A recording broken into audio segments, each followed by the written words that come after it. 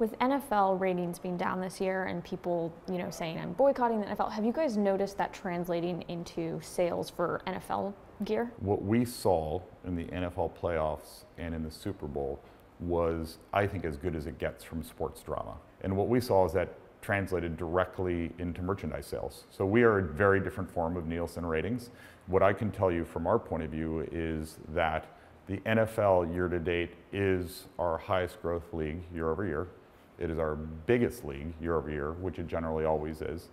And sales are up 40% year over year so far 2018 to date. I know the Villanueva jersey became the highest selling, so it's almost like you guys were insulated from that in that even the negative kind of generated more sales, more interest. That's the thing about sports. There's always opportunities. We call these micro moments. Villanueva was not a big seller before, but when he was in the tunnel at the time of the protests, he did overnight become one of the top selling products across the platform. And so that's our job, is to find the fans that are excited about different topics. These moments come and go very quickly, so we always have to be ready for the next moment. With sports, the attention span is obviously so quick, and in order to capitalize on those moments, how long does it take you from when the clock hits zero to fans are actually putting on that jersey? There really was an old school model where literally vendors would produce winning product for both teams, and then half of it would get burned or put off to charity and half of it would get sold. And we don't think that's a very good model. We flipped the experience. We don't wait till the goods are produced to sell them. We sell them, then we produce them. We've inverted the model. And we do that by pre-staging, pre-photographing the samples, and having a team ready for either outcome, and then we push those live.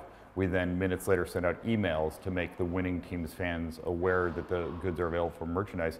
And what that does is that floods into us millions of dollars of orders, so we get an initial pulse on that fan demand. So we're talking a matter of a few days from goods that never even existed to them shipping out to consumers, and depending on how close they are to the distribution center, it can be a day or a few days for them to get them. When the Cleveland Cavaliers essentially trade a significant portion of their team, that roster no longer looks the same. 10 years ago, that would have been a huge issue for whoever supplies those jerseys. Why is it not an issue for you guys? We do carry the top players, the Tom Brady's, the LeBron James, the Kevin Durant's, as finished products, as we do feel, for the most part, those teams are going to work very hard to keep those players. Often they're under long-term contract, and we want to have those goods ready to ship same day when the fan orders it. But then you may see that there's that next level of players that either they may not be on the team as long, or they're not as well known, but there's sales associated with them.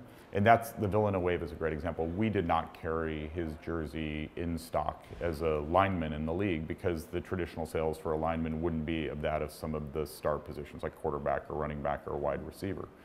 And then ultimately we have a domestic capability that we've got Pittsburgh Steelers jerseys, and we have letters, V, et cetera, and our team can assemble on demand those goods with name and number when those orders are coming in. So the player movement for us, we actually now view as a positive, not a negative, because it creates new excitement around players.